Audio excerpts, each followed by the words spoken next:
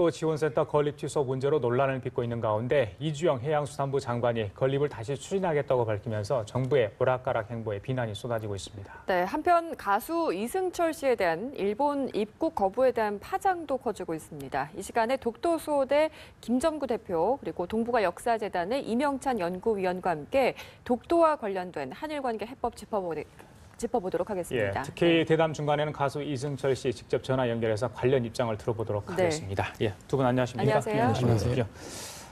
자, 먼저 이주영 해양수산 장관, 정부 쪽에서 뭐 입장을 확실히 정하지 않는 것 같습니다. 좀 이렇게 갈치자 행보를 보이고 있는데 입도 지원센터 건립을 다시 추진하겠다. 이런 뭐 검토 사항이 있는 것 같아요. 두 분이 여론이 좀 악화되자 이런 걸 진화하기 위해서 이런 것 아닌가 이런 지금 이야기가 나오고 있는데 먼저 김 대표님 어떻게 보셨어요 이걸?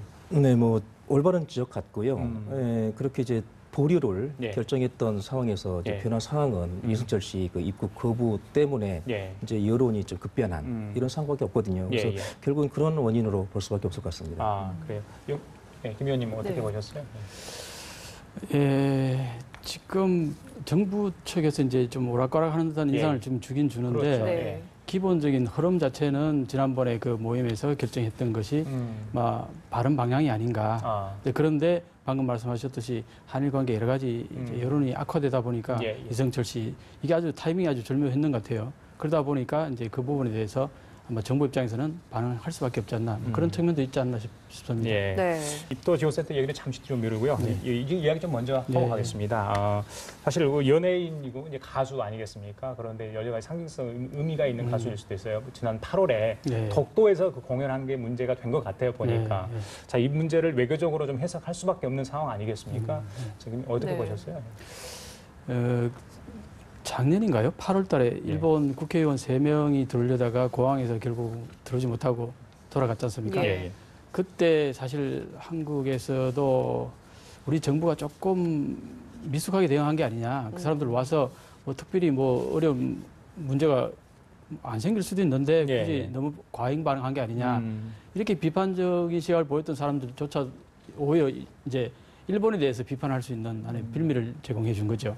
그렇게 보면은 일본에서도 이번에 이렇게 과잉 반응한 것 자체가 최근에 산케이 신문 뭐 보도 관련해 가지고 우리가 너무 과잉 대응한다 이런 여러 가지 얘기 있었는데 여기에 대해서 일본 정부도 만만치 않다는 인상을 세계 여론에 주지 않을까 그런 측면에서 본다면은 일본 정부가 크게 성공적인 반응을 보였다고 볼 수는 없겠네요.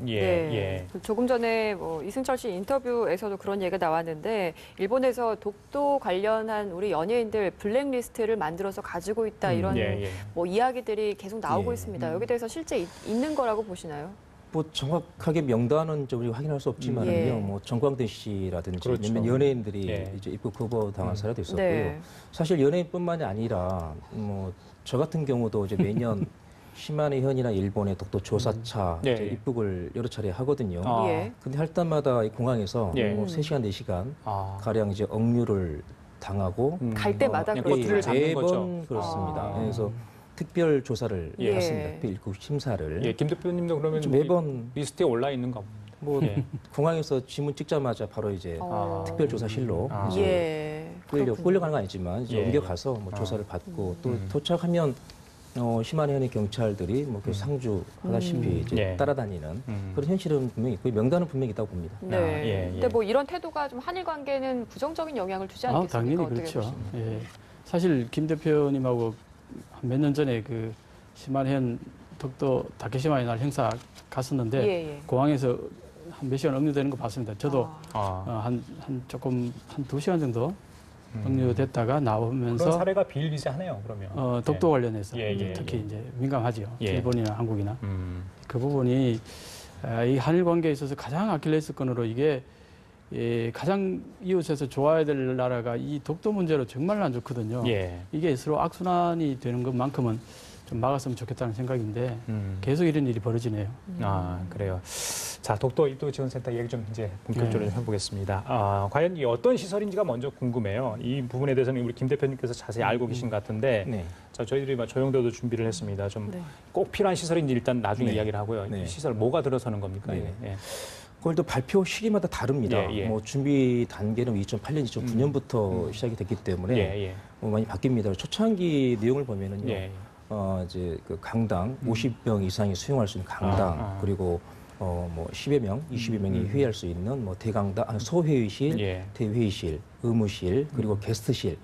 그 게스트실은 이제 독도 입도원 이제 그 입도 객이 예, 예. 이제 쉴 수 있는 방 2개짜리 한 이런 정도 이렇게 규모였었고요. 예, 예. 그리고 2012년도에 이제 국토해양부에 발표할 때는 이제 전시실, 회의실, 의무실 이런 정도였었죠.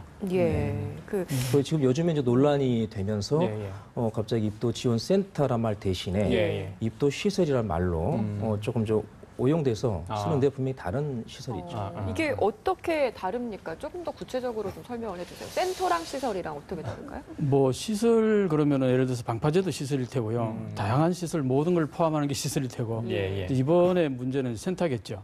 방금 우리 김 대표님이 설명해 주신 구체적인 그런 안을 가지고서 예. 뭔가 건물 같은 걸 하나 만들어서 예. 관광객들이 뭐 비상사태가 발생했을 경우나 아니면 뭐 거기서 회의를 한다든가 여러 가지 그런 계획된 어떤 모임 같은 걸 갖는 이게 이제 이번에 센터라고 본다면은 네. 시설이라면은 다양하게 있겠죠. 방파제도 있을 수 있고 네. 또 그 전에 뭐 해양 건설 기지 뭐 이런 문제도 있었고요. 그런 여러 가지를 시설로 보겠죠. 좀 첨언 드리면 예, 예. 이제 분명히 그 구분이 될 것 같은데요. 시점은 입도하기 전이냐 후냐 이거 같아요. 그래서 입도 시설에 한다 그러면 예. 방파제라든지 접안 시설들 배가 좀 쉽게 안전하게 예, 좀 예. 접안할 수 있는 그런 시설들을 얘기하는 것 같고요. 예. 입도 지원센터는 입도 이후에 그 관람객을 대상으로 하는 그래서 좀 구분은 될 것 예. 같습니다. 근데 대표님, 이 과연 필요한가? 저는 그 부분이 궁금해요. 네. 사실은 독도에 이제 입도하면 한 30여 분 급하게 사진 그렇죠. 촬영하고 돌아가게 되지 않습니까? 네네네. 그런데 이 뭐 강인당 시설이랄지 네. 이런 편의시설이 과연 있다 하더라도 얼마나 관람객들이 과연 이용을 할 수 있는가? 네. 그 부분에서 좀 궁금하거든요. 어떻게 보세요? 그럼? 저는 가장 큰 문제가 그거였었고요. 예, 예, 예. 그래서 그것 때문에 2009년부터 계속 관심을 갖고 2012년 발표했을 때 예. 이제 뭐 성명도 발표를 했었는데요. 일단 전시실입니다. 전시실이면 이제 아시다시피 그 관람객 입도를 하면 한 수백 명이 한꺼번에 내리게 되고요. 예, 예. 30여 분 만에 나오기 때문에 이제 독사진도 찍기 힘들 정도로 예, 굉장히 많은 사람들이 운집을 해 있거든요. 그렇죠.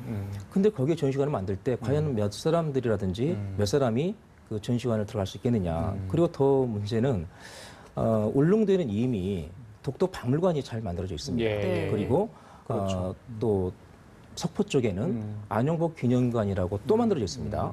그리고 이제 조만간 그 안용복 기념관 바로 인근에 예. 독도 의용수대 기념관 이 모두 전시실이죠. 아. 세 개가 지금 계획돼 있고 운영되고 있는데 예, 예. 독도에다 전시 시설을 만든다. 과연 의미 있느냐? 뭐 아닌 것 같고요. 그리고 회의실은 더더욱 뭐 같이 뭐 기능이 예. 이제 모르겠고요. 아. 그리고 또 하나가 이제 입도 그 관리 사무소죠. 예. 제일 예. 많이 얘기되는 부분이. 예.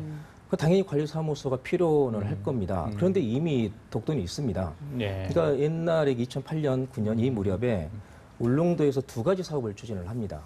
정부 차원에서. 예. 그래서 어업인 숙소가 좀 비좁다. 이래서 증축을 하고 네. 또 동도에다가는 이제 독도 그 관리사무소를 예, 예. 만들겠다. 이 예. 두 개가 추진이 되는 중에 이제 동도에 만드는 게 문제가 되는 겁니다. 환경적 측면이라든지 여러 가지 예, 문제가. 예, 그래서 예. 어업인 숙소가 굉장히 넓게 증축이 됩니다. 그래서 울릉군에서 파견되는 예. 공무원이 이제 숙식을 하고 업무를 볼 수 있는 방 2개를 더 추가로 더 만듭니다. 그 예. 외에 이제 독도 연구차 오는 사람들이 묵을 수 있는 방도 만들어져 있고요. 예. 그래서 현재 어떻게 운영되고 있냐면 울릉도에서 배가 출발을 하면 이제 도착할 거 아니겠습니까? 그러면 그 무렵에 서도에 상주하고 있던 그 독도관리사무소 직원이 동도로 잠깐 건너옵니다. 그래서 그런 업무가 끝나게 되면 예. 다시 돌아가서 휴식을 취하고 이미 독도관리사무소는 2009년도에 준비가 돼서 준공이 완료된 상태입니다. 그런데 준공이 완료된 상태인데 울릉군이 그 비슷한 시기에 다시 또 추진을 했던 게 바로 현재 문제가 되고 있는 독도 입도 지원센터죠. 그래요.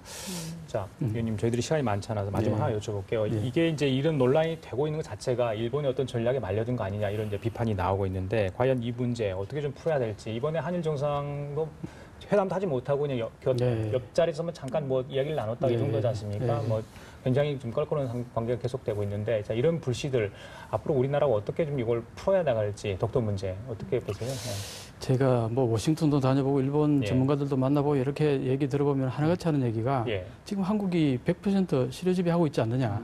그렇기 때문에 일본에 자극하지 말고 그냥 현재 잘 유지하고 잘 관리하면은 100% 한국 땅인데 거기에 예를 들어서 국민 감정을 생각해서 뭔가 새로 또 건축하고 또 일본이 자극하면 거기에 대해서 반발해서 또 뭔가를 하고 이게 계속 에스컬레이트에 대해서 결국은 이게 국제 분쟁화되는 걸 그건 일본이 가장 바라는 하나의 시나리오다. 그렇죠. 그래서 되도록이면은 조용히 현재 조용히 한국이 실효 지배하고 있으니까 잘 관리하는 차원에서 하여튼 문제를 되도록이면은 만들지 않는 것 그것이 최선의 방법이다. 이렇게 다들 이구동성으로 얘기합니다. 네, 그래요. 알겠습니다.